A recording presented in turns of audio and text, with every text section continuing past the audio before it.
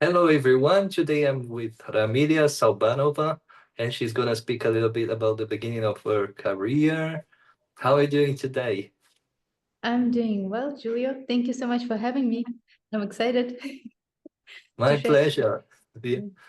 Thank you very much for being here with us.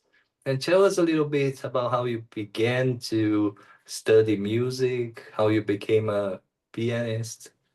Absolutely. Since an early age, I enjoyed some art-related activities.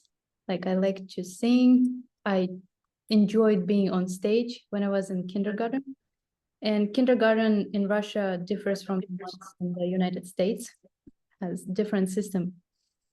So after I was done with the kindergarten and it was time for me to go to the first grade, I actually didn't plan on going to music school. But that summer, right before I entered the school, I and my cousin went to her school. She needed to do something there. For some reason, I got into the auditions and I passed them and I got in. And my instrument was piano. And I remember my mom was so surprised because we already made arrangements in a different school. And we just completely changed our plans. And I entered that facility, educational facility. And that school was focusing on music and arts. And it was quite a prestigious school in my hometown in the Republic of Tatarstan, where we would study like music related classes along with some regular classes. And I was doing piano, I was singing there, participating in music theater. Outside from school, I was also taking some drawing classes and modeling classes. I was very busy, but I was very like excited about everything, at that point. However, piano always stood out for me. And I think thanks for my first teacher, because she managed to instill the interest in me and the love for music. And I will always be grateful for that because it's quite difficult to do nowadays with children. But at that point, at that time, I was self-motivated enough to enjoy the practicing on my own, enjoy like behind the scenes process and performing, of course, and everything that was related to that. But I've never taken the piano so seriously, I didn't think of myself that this is my career because I feel like kids nowadays, they are very different and they already think ahead. They think like adults more in a way. Back then I was like a kid 100%. I just did what brought me joy, and I really, really enjoyed it, every activity. Then when I was 15, my school got closed because it didn't have enough of funding. And many of my classmates, they went to the capital of our republic, Kazan, to study at the special music school. I think it's like an equivalent to the preparatory schools in America, but the level was much higher. We had a very good training there, and eventually I entered that school too. And it was a challenging period of my life. And it was a good school of life itself, not only music school. However, before I entered that school, I took a break for a year. I've decided that I don't want to go there. I don't want to continue playing piano. I will be an actress or like a movie director. So I've decided to change my path entirely. I went to the regular middle school, but my mom and my second teacher at the time, they've noticed that I actually miss this whole thing, music thing. And they encouraged me to start practicing again, take auditions, and go to that special music school in Kazan. And I'm thankful to my second teacher for doing that, because it helped me to realize like where my path is going to and what I enjoy, what I'm actually good at. So I don't regret it, even though it was quite hard and I had to live by myself, in quite a big city, because my family stayed in my hometown. And of course, after I graduated from the special music school, it was already obvious that I will continue my studies at the conservatory. Again, because we had such a good training that it was very easy for us to enter the higher education institute. And after that, I continued my path at the United States. And I received my master's degree and a Doctor of Musical Arts degree at the oldest conservatory in America, Peabody Institute, Johns Hopkins University. So I've studied for 22 years, I think, 21. Very long time. Supposed to be very educated, but every time I was at school, first of all, it was really good school with really good top musicians, professors, and good classmates with whom we're still in touch. And of course, we will stay in touch throughout our life because we have the same path and we are in the same musical circle. That's amazing. A good story. And Yeah. it seems that a musician has to study the whole life, right? It's a very Yes. hard topic. You always improving yourself technically, and also repertoire. You have to learn a lot. And talking about this, which are your favorite composers? Do you have any, or you like music in general, a special one? I think I don't have a favorite composer. I might be having a favorite era or like period of the art. I think I lean toward the Baroque area and probably the 20th century or like modern music or like the late Romantic era. I think these are my favorite time zones in the music sphere. Probably I myself enjoy very much folk music. I really like I'm Tatar from Republic of Tatarstan, and I do like our folk music, like when people sing, even when it's a classical music made out of the folk music, I still enjoy it. Or like Russian folk music, Brazilian folk music. I actually played a couple of pieces and I performed at the Brazilian embassy here in DC. And I just find it fascinating how this music captures the culture, captures the time, and usually it's very like heart touching, like when you hear these melodies somehow, even if you don't understand what is it about, if it's a song, for example, you still feel it. What is it about? That's true. And what challenges have you faced, or did you face in the beginning of your career living in another country, about the language? How was it? Well, I remember when I was younger, like right before I entered that special music school in Kazan, my teacher at the time, she battled with cancer, and I was recovering from a very bad car accident that I got into. And somehow, I think we inspired each other, and I was continuing practicing the way I could, and I even participated and won some competitions at the time, and I got these auditions. It was quite challenging. Then studying itself at this special music school was quite challenging, and as I already said before, it was just hard. After that school, nothing scared me because I've gone through it. Here in the United States, the language part, yes, I struggled a little bit at the beginning. I think for the first couple of months, I had a huge barrier. I couldn't talk. I would understand everything that people would tell me, and I would want to respond, but I couldn't. And it was I struggled a little bit. But ESL classes helped me, and then my classmates who would talk, and gradually I would become more and more comfortable using English language. And I would watch a lot of movies or like listen to a lot of podcasts. I would read a lot of books. And of course, then lectures started, like especially musicology classes, the way we had to read a lot.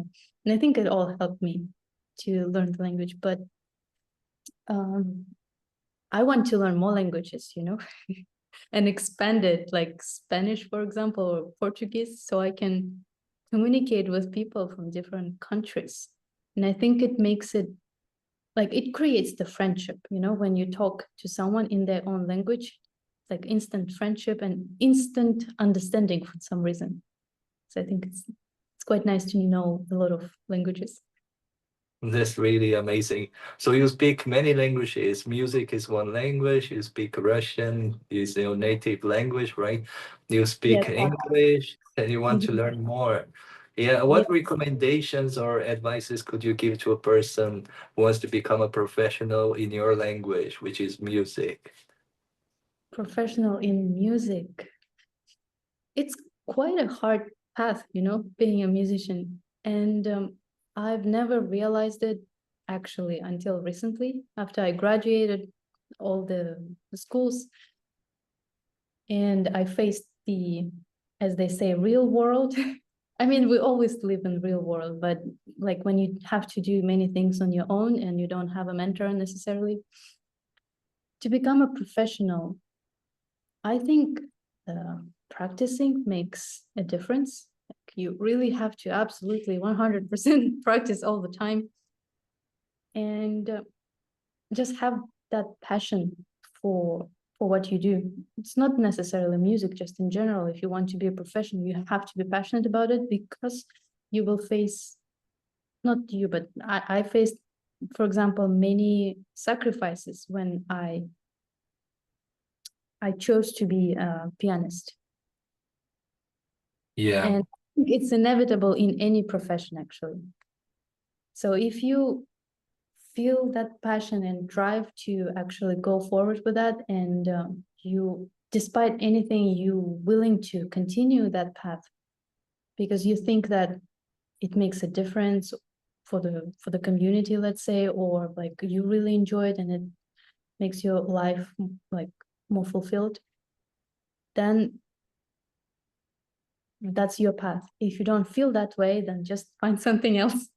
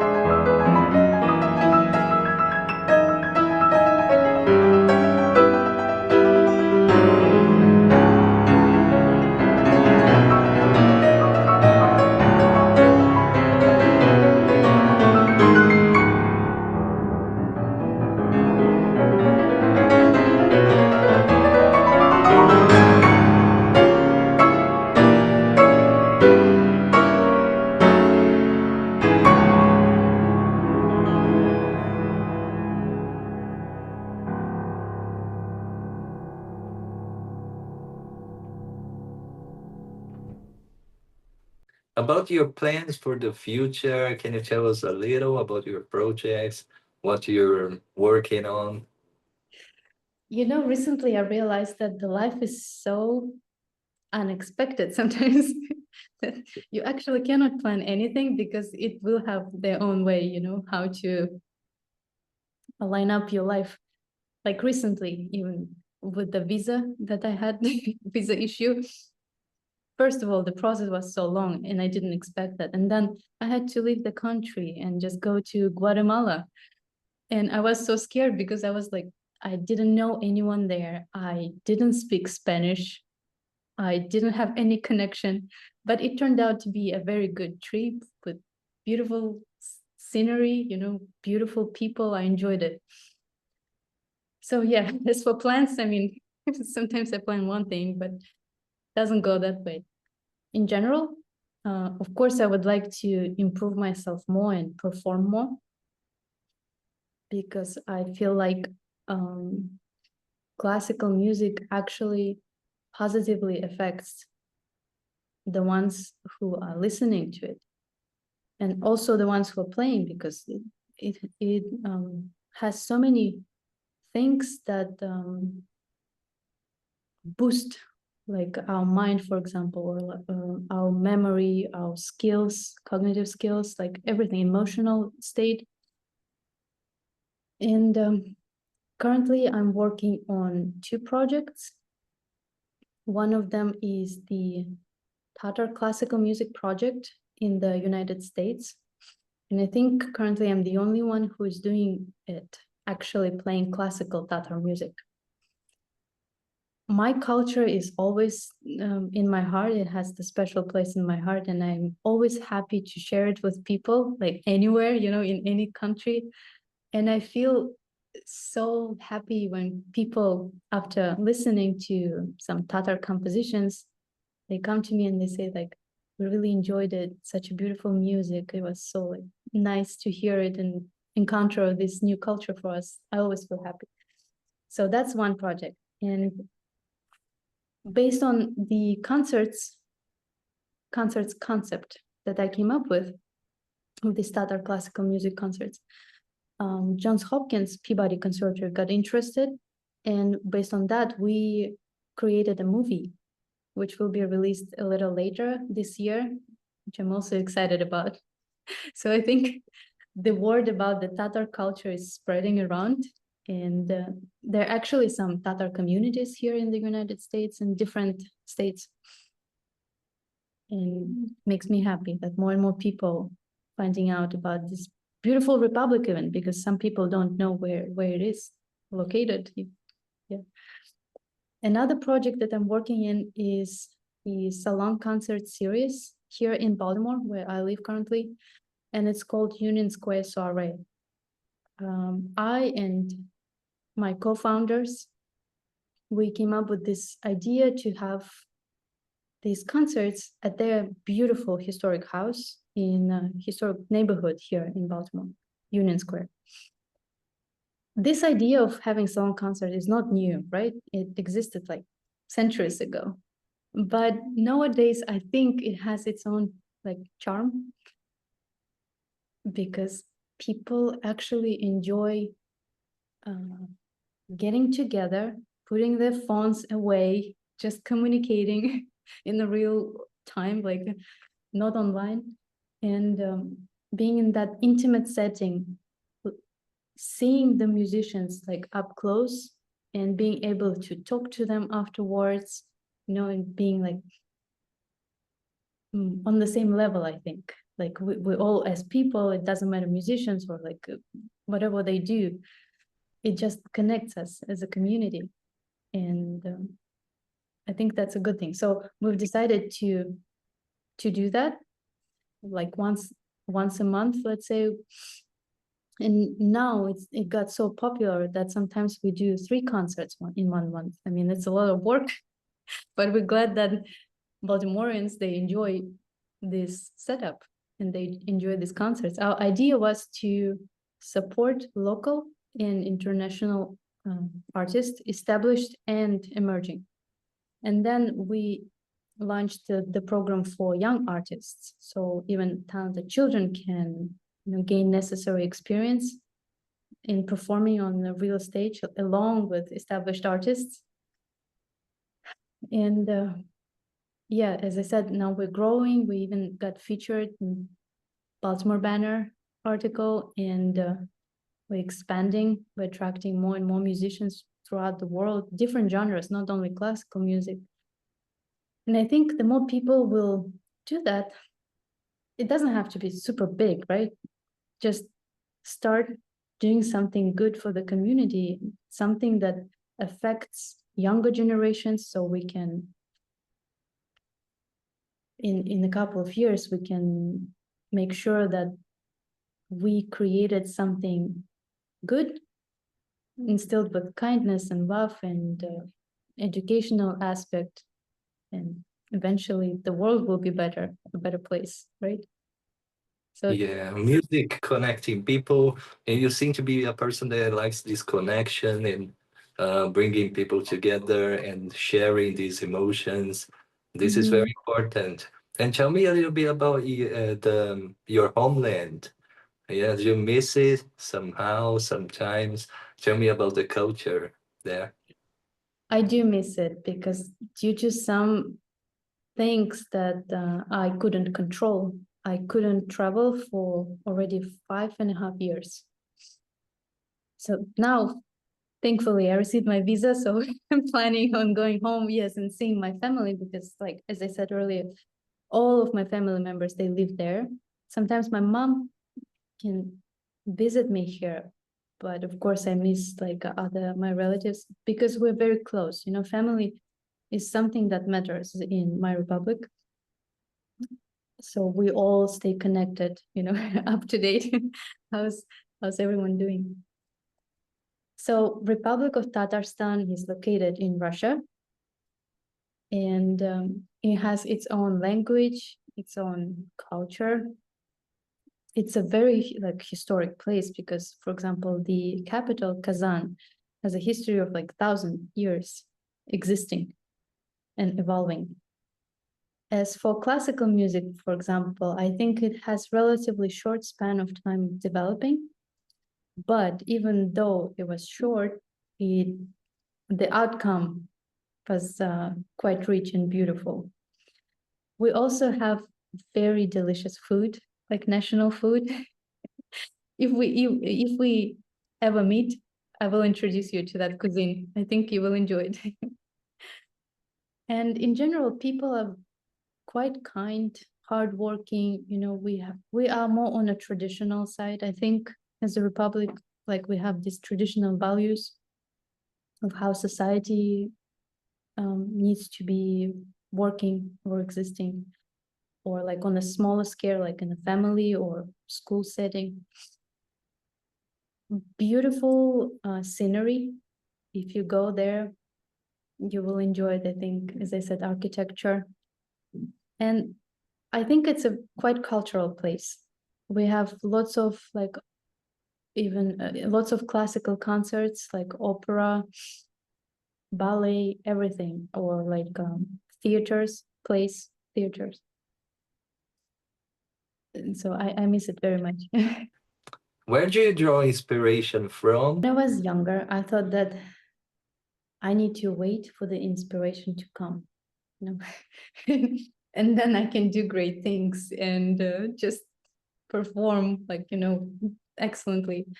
But later on, I realized that I have to somehow motivate myself and inspire myself in any way I can. And I don't need to sit and wait for that state necessarily. I can create it myself. Anything could work, actually. Some little simple joys of life, like a little walk in the park, by the lake or by the river, or like playing with children or dogs, cats.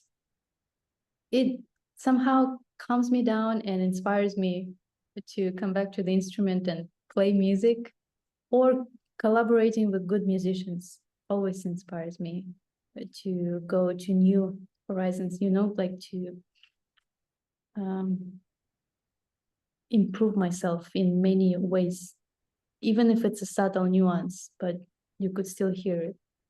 Or reading a book.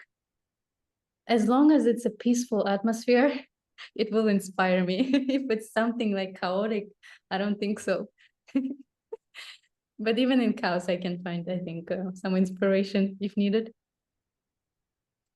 That's amazing.